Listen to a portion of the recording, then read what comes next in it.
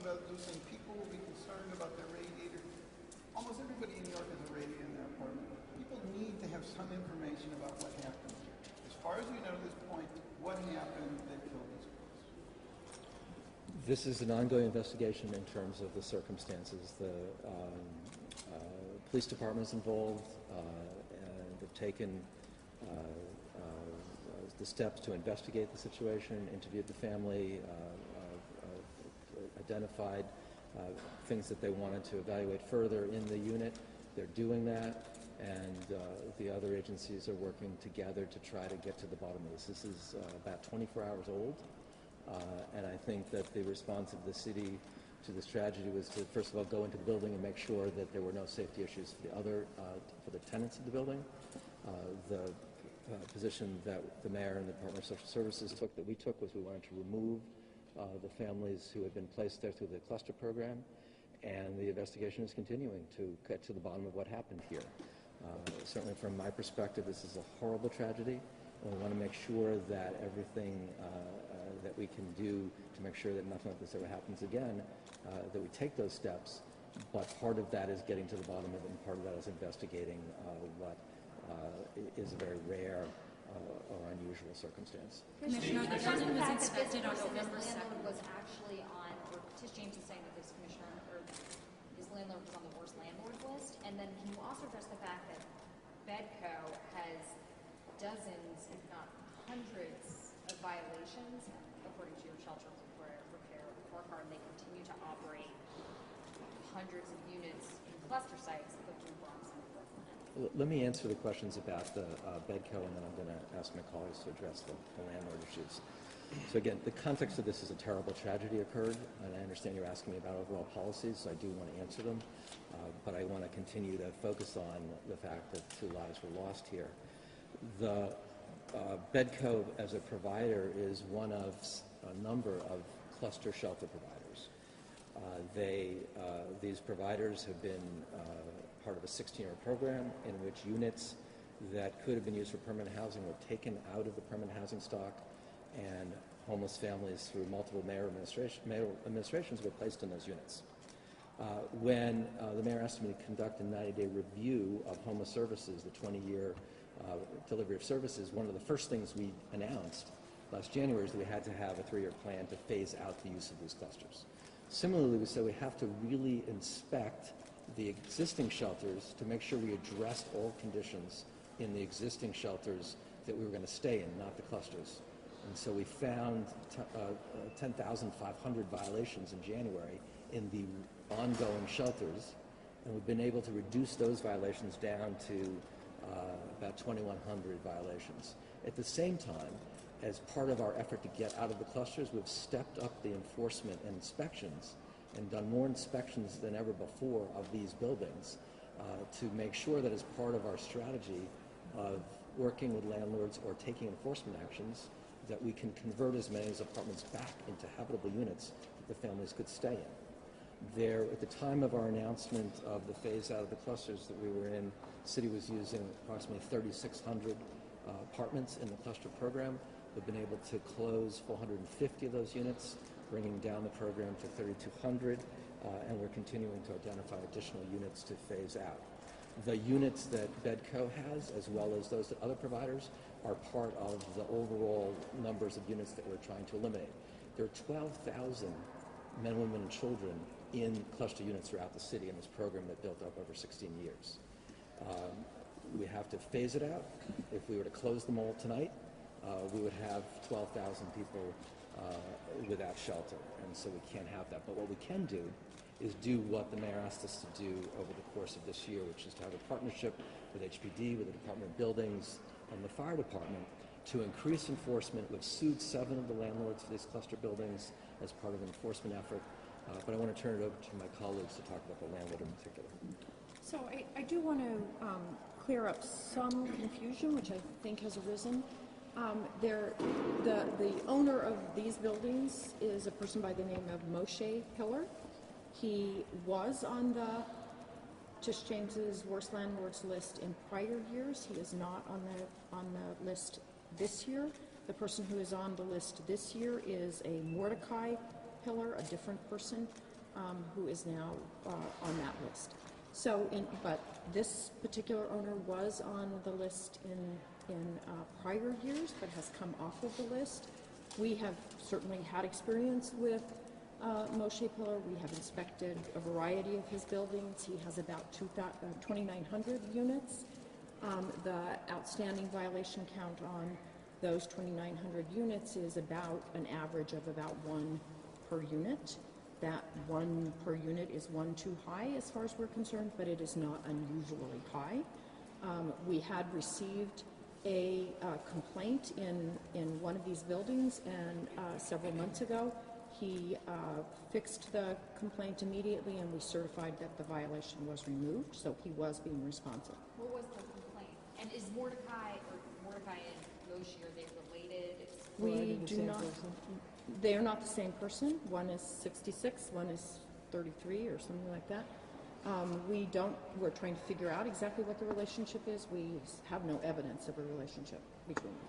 But the one that was on the list before, that now owns this building, Yes. was on 2015, 2014, 2013, 2012, right? I don't know how Okay, but long it goes multiple back, years, but definitely multiple years. So when you guys decide, and I know you have Bedco do it, because Bedco's responsible ultimately for placing it. Does the city also check the list before you allow anybody to go in? I will. Because I think you told me that people were being put into this building in 2013 and 2014, correct?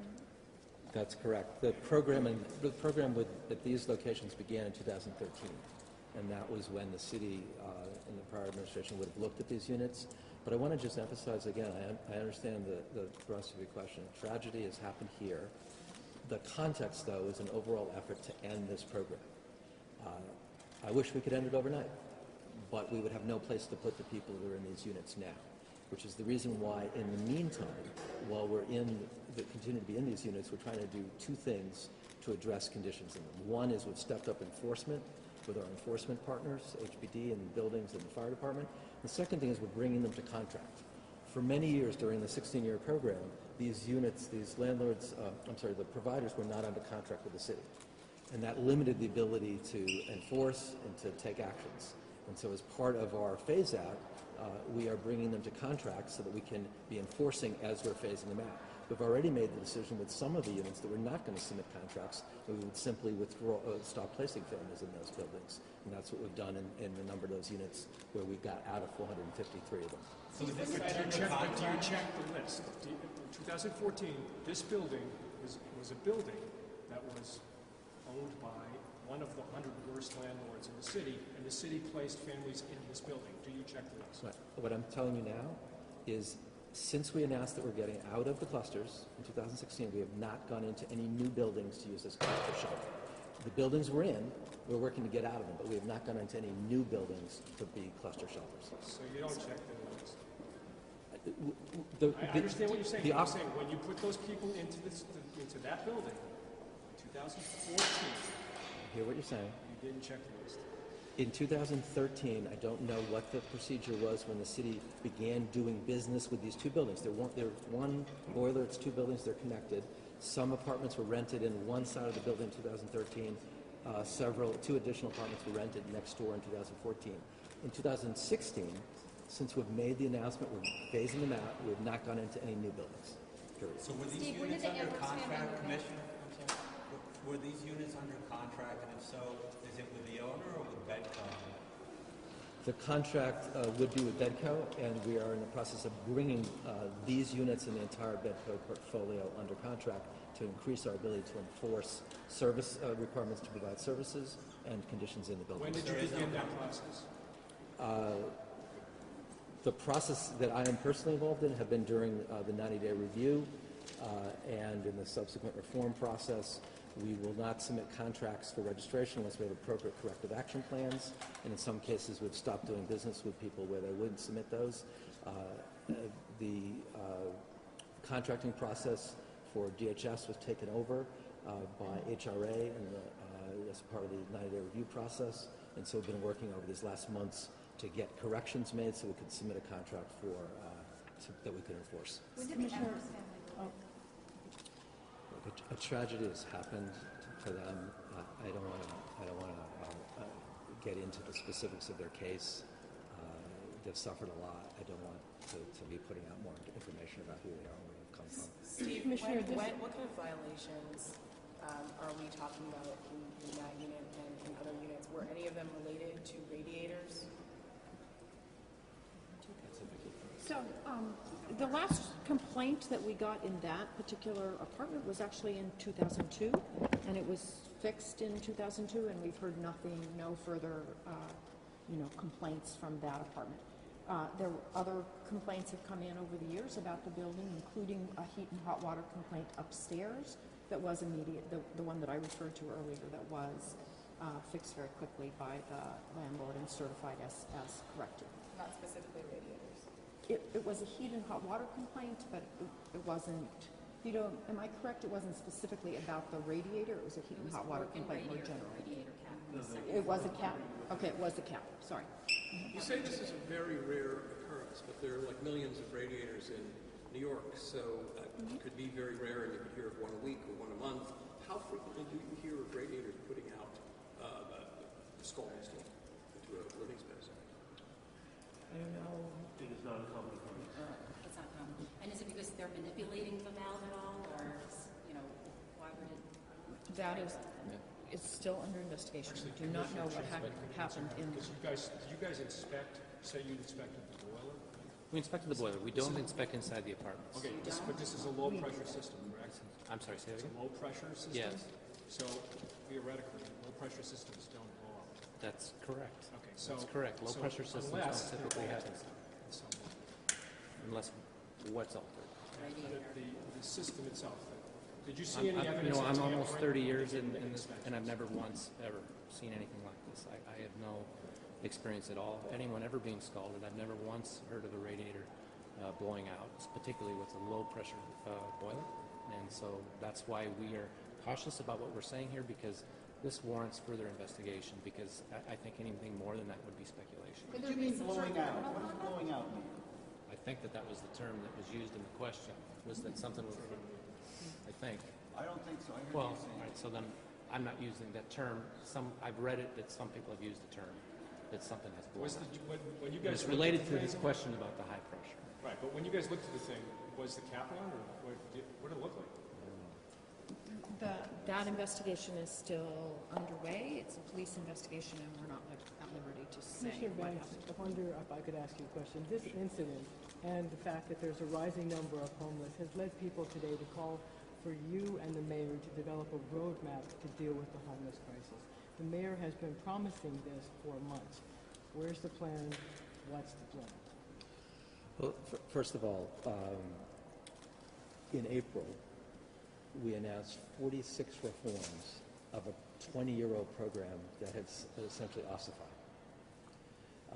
As the mayor and I have said a number of times recently, that was the first step of reforming the operations of the system. We are seeing positive results already for some of the reforms, and others have not yet taken hold. So, for example, the 24% reduction in evictions in New York City is as a result of the tenfold increase in legal services and the increased provision of rental assistance. That's having effect in terms of prevention. The fact that we reinstated rental assistance, the city did a social experiment between 2011 and 2014 to address homelessness with shelter only and no rental assistance. And what we saw between 2011 and 2014 was an exponential increase every year, 5,000 additional people coming into the system. We reinstituted rental assistance, and that enabled us to prevent nearly 50,000 people from either remaining in shelter or coming into shelter. Those reforms have taken hold, and they're having an impact, and we see it because our projection for the census today would be at 68,000 New Yorkers in shelter. We're just over 60,000 people. That's not a place that we want to be, but you can see the impact on prevention. The supportive housing, the 15-year supportive housing plan that the mayor made an impressive investment in, we're very shortly going to have an update on the implementation of supportive housing units, as well as the bringing on the affordable housing units, which took 2 years to get ready. That we'll start to see the impact of that. We've also said that in terms of getting out of clusters and in terms of getting out of commercial hotels, we need to add more purpose-built shelters. And we will be coming forward with our strategy for doing that shortly. And then we will have all the pieces tied together. The prevention that we've invested in, the permanent housing that the mayor has financed, including supportive housing, and a plan for citywide siting of shelters at the citywide property. But you just asked the controller for an okay, which he gave you reluctantly, to open more hotel rooms at a cost of about $6,500 a month, which when you do the math is $79,000 a year. That's more than people make, and that's what you're going to pay to put people in hotels. Is that acceptable? Well, look, it's unacceptable that for 20 years we created a system that didn't have a sufficient investment in prevention, a sufficient investment in supportive housing and permanent housing, and a sufficient investment in addressing conditions in shelters. So the mayor has committed the kinds of resources to address this problem that are important to move forward with. We're starting to see some successes. There are obviously other things that aren't working yet, and we're going to keep focusing on that. So The use of commercial hotels is to address the very real nightly challenge that we have. Winter is upon us. We asked for the ability to use additional hotel rooms so we wouldn't turn away single adults. We asked for additional hotel rooms as we're phasing out the clusters and not putting people into clusters. We need people to put places to put people. So we asked for approximately 200 additional hotel rooms for single adults, approximately 200 additional hotel rooms for families with children, and 200 additional hotel rooms for adult families. This is all part of a strategy of using these kinds of facilities as a bridge, as opposed to continuing to put people into clusters as the programs take hold. And as the mayor said recently, and so have I, will be coming forward with further information about a citywide shelter approach, the citywide problem.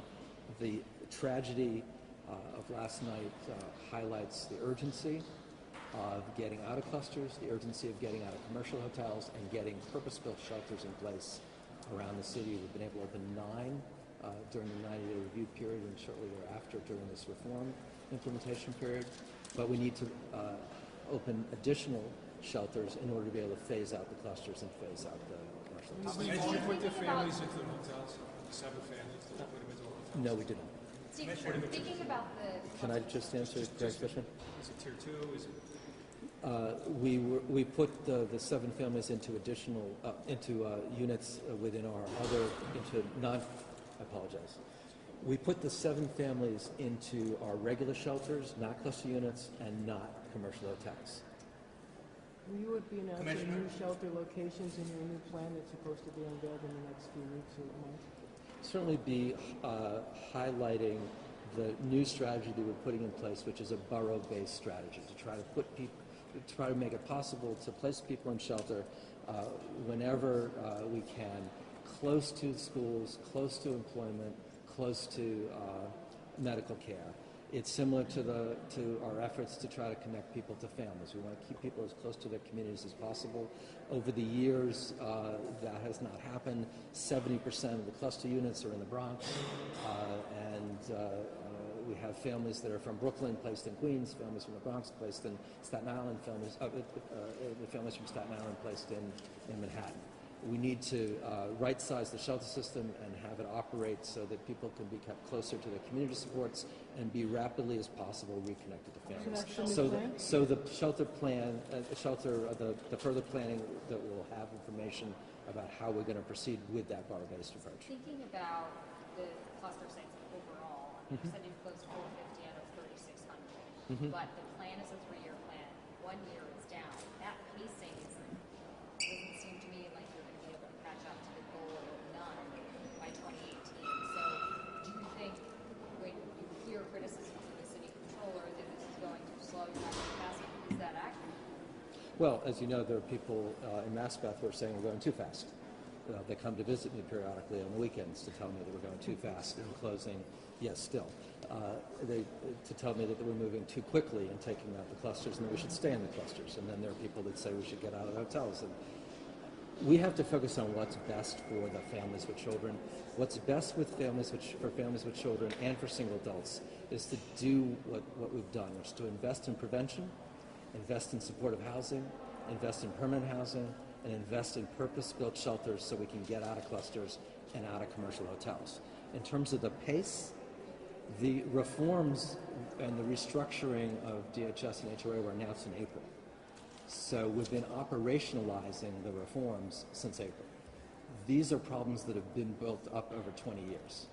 So we've been able to eliminate 450 units. We're going to continue to identify additional units and move to the next tranche of units as quickly as possible so that we can keep on the pace of eliminating this kind of shelter usage by, whenever possible, making it so that the families can remain in their unit as a resident and to upgrade conditions and address problems. Two questions. How many more shelters do you need?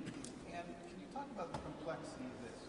You try to build new shelters and you get pushback from the community. You try and shut down clusters and you put people in hotels, but you promise to shut down the hotels. Now the hotels are more than ever. So it sounds like everything you do, another piece of the puzzle is affected. So talk about that complexity and how many shelters more do you need? Well, as you know, before I became a commissioner, I was a legal aid lawyer for 33 years, so I'm an optimist by nature. And the fact that there are competing issues raised about hotels versus clusters versus shelter sightings, again, we're going to keep focusing on what families and individuals need, which is to get out of clusters, get out of commercial hotels, get people off the streets, open up the supportive housing that the mayor's funding, continue with the permanent housing plan that HPD is proceeding with, and with the prevention. In terms of the numbers we need, that will be part of our plan. Steve, can you just clarify who plays what role at this particular building? Mm-hmm. Did the city actually place these families there? Bedco, are they just responsible for supplying services, or are they also responsible for the physical plant? Or is that only the owner who's responsible for the unit? I mean, the nature of your question highlights one of the problems with the 16-year cluster program. These are not-for-profit providers that have the relationship with the landlord, and for many years there were no contracts in place. We're bringing these facilities to contract. The relationship with the city is between the city and the provider, and the providers indicate they have vacancies in their units, and then when someone comes to seek shelter, they're placed in that unit. As we take clusters offline, however, and another family comes in seeking shelter, that's why we're putting people that's one of the reasons why we end up having to use commercial hotel units, because as we take cluster units offline, we need some place to put that family that's come in the middle of the night. And were these Section 8 units, or were these, how was the funding for these units? Was it through Section 8 or some other program? So Section 8 is a federal rental assistance program for permanent housing. We wish we had more of it from the federal government. It's one of the tools that we use to be certified by the federal government for ending chronic veterans homelessness. We got additional Section 8 that helped us move veterans out of the shelter system into permanent housing. The payment stream for placing families with children in shelter is a federal, state, and city funding stream through the Temporary Assistance for Needy Families program at the federal level. Do you know what the rent was for that family? The cost of we can get you the exact number, but the cost of clusters tend to be $60 to $70 a night. But we'll get you. How long have they been living there? That includes services as well as the rent. Remember, we're not paying rent. We're paying the provider to provide services, case management services, and other assistance. How long were they living there, and how long do families usually stay in cluster sites? Well, again, given the tragedy that's happened for this family, I don't want to get into the specifics of their case. The overall length of stay in the shelter system is in excess of a year. Many of the families in the cluster units have been there for much longer. It's one of the reasons why our first choice, if we can, is to be able to upgrade units, upgrade conditions in those units, and to enable those families to remain there on an ongoing basis rather than be in limbo. Are they going to be able to stay there into the future? Can we elaborate or just clarify that violation, the broken radiator valve violation, when that was, and what exactly that was? So I may need veto here, but, we received a complaint, and it was apartment 2B in April. HPD received the complaint, performed an inspection, and issued a violation for a defective radiator. Apparently, it was a defective shutoff valve. Correct. Right? The problem was fixed very quickly. We went back in to certify that it had been fixed. It had been fixed, and we removed the violation. When was the last time you inspected this family's apartment, the Ambrose family's apartment? We had not received any complaints from on that particular apartment since 2002. So we had not been in it since January 25th of 2002. And they're not required to have any annual inspections, even though it's part of the shelter system. They are not required to have an annual inspection. Can someone elaborate on why it's so rare for this type of heater to do what it did, to have this type of extreme steam leak, and why that's so unusual and why that doesn't happen? No, we can't because we don't yet know exactly what happened, right? That's the investigation that's underway. And until we know exactly what happened, we can't figure out, But given that it was a low pressure system, someone just explain how that works a little bit. well, I cannot explain low pressure systems. I will defer to Commissioner Chandler about that. But I think, what's really critical to emphasize here is the investigation is ongoing, and we're trying, the fire department, the police department, all of our departments are trying to figure out exactly what happened so that we can piece together what happened, how we can make sure that it never happens again. Is there any suggestion of negligence on behalf of the parents here? Look, this family just lost 2 children. I said this earlier, but I know all New Yorkers' hearts go out to them. Investigation's ongoing. The facts are going to lead where they lead. This family's been through an incredible, unimaginable pain as a result of what just happened. I want to just come back to a question that was asked before. The city has a multi-agency inspection program for shelters and cluster units, and so between the Department of Buildings, the Department of Housing and Preservation and Development, the Fire Department, and the Department of Homeless Services, there are semi-annual inspections that we conduct together in the buildings. There is also a separate inspections conducted by the Department of Homeless Services as well. And in fact, Department of Homeless Services inspectors were in the building, were in this unit as recently as Monday of this week. As early as Monday. As recently as Monday. So I'm sorry, can you say that again? They were from the Department of Social Department of Services? Homeless Services. Okay, and they had inspector, gone into the apartment. An inspector from the Department of Homeless Services was in this apartment as recently as Monday, Do they check the radiator as part of the inspection? Let me just say that there was nothing untoward that was observed, and obviously, as we've all said, we are in the early stages of a very intense investigation in which no stone's going to be unturned in terms of looking at what in this apartment, this actual apartment. Part of what the Department of Homeless Services does is conduct periodic inspections of apartments. It's part of what our operating. So was it a routine? Yes. Scheduled inspection of apartment 1C at 720? It was a routine scheduled inspection of multiple units on Hunts Point Avenue. As I said, there are multi-agency inspections conducted by enforcement agencies, HPD, fire, and buildings, in addition to the Department of Homeless Services, and then above and beyond those semi-annual multi-agency inspections, the Department of Homeless Services conducts periodic inspections as well to monitor compliance and determine whether there are any other issues. But it is an ongoing investigation. It's about 24 hours old. We're looking at all aspects of what You can't say one way or another if they looked at the radiators in 1C. Well, is that part of the inspection? I'm going to say they didn't notice anything untoward in the apartment, but we are the police department and the agencies are conducting a very intensive investigation of the circumstance to make sure that this kind of tragedy never happens again and that no parents lose children the way these parents did. The most recent inspection, what would that entail? What would that type of routine inspection observing whether or not conditions have been addressed from prior inspections, and observing whether there are any new conditions that are developed, and hearing whether there are any complaints or issues that need to be addressed. Nothing untoward was observed or as a result of that inspection. Steve, can you explain how these cluster sites work without contracts? So what, how do you make these agreements short of a contract? I mean, again, this goes back 16 years, and it began at the beginning.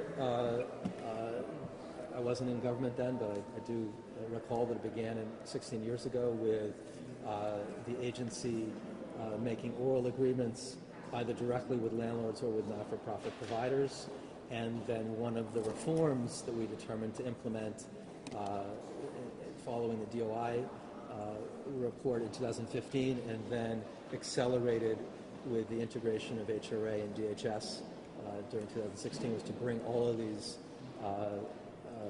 facilities under contract to increase our ability to enforce compliance with service requirements and enforce requirements with addressing conditions. So they must be oral if they're not. They had been. We have some of the cluster providers have already been brought under contract as a result of this reform effort, and our effort is ongoing to bring them all under contract. But we won't submit for contract any program where there's not an effective corrective action plan in place, and so that has resulted in some contracts not being brought for registration until we're satisfied that we have an appropriate corrective action plan in place. Last question, please. You said you were in the apartment and you began to describe how touching it was. Tell us more, please. Well, the mayor and I were in the apartment last night with the NYPD because we wanted to see firsthand what the circumstances were. And you could see a family, you could see a picture of family life such as that anyone here would imagine what family life would be. It's a 2-room apartment. Parents had their room, children had their room. There were toys. There were pictures of the parents together, a picture of the parents together with their children, drawings that had been made obviously by a parent from the children to the other parent, Valentine's Day, happy birthday, expressions of love for one another. It was just heartbreaking to see. Drawings of the girls? Well, these were a 2-year-old and a 1-year-old, so you could tell that these were drawings that a parent had made on behalf of a child. I know when I had children that age, they would do that, a Valentine for one parent or a birthday greeting for another. It looked like you might imagine any apartment looking where 2 parents live with a 2-year-old and a 1-year-old. Certainly just a heartbreaking thing to see. I know I've said that before, but there's no way to describe the loss of a 2-year-old and a 1-year-old for parents, as a parent, as a human being, and to be able to see, not visualize, but to see directly what their family life was like when they were a family of 4, as opposed to now a family of 2. Thank you.